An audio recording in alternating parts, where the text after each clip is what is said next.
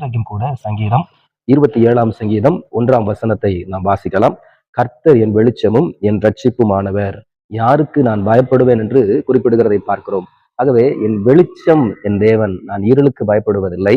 அதே போல என்னை மீட்க ஒருவர் இருக்கிறார், என்னை ரட்சிக்க ஒருவர் இருக்கிறார், என் பாவத்திலிருந்து, என் வியாதியிலிருந்து, என் துக்கத்திலிருந்து என்னை மீட்கிற ஒரு தேவன் இருக்கிறார். ஆகவேதான் இந்த வேத வசனத்தில் அவர் சொல்கிறார், நான் யாருக்கு பயப்படுவேன்? கர்த்தர் என் ஜீவனின் பலனானவர், அவர் என் ஜீவனோடு கலந்து விட்டார்.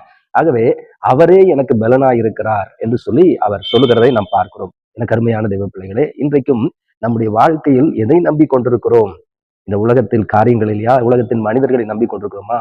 ஆனால் இந்த வேத வசனத்திலே கர்த்தர் என் வெளிச்சமா இருக்கிறார் என்று சொல்லுகிறார். ஆகவே எனக்கு அருமையான தெய்வ பிள்ளைகளே, இன்றைக்கு கர்த்தர் உங்கள் வாழ்க்கையிலே வெளிச்சமா இருக்கிறார். ஆண்டவர் சொல்றார் இல்லையா, நீங்களே உலகத்துக்கு வெளிச்சமா இருக்கிறீர்கள். ஆகவே கர்த்தர் உங்களை வெளிச்சமாக பயன்படுத்துகிறார். ஆகவே சோர்ந்து போகாதிருங்கள், கலங்காதிருங்கள். கர்த்தருடைய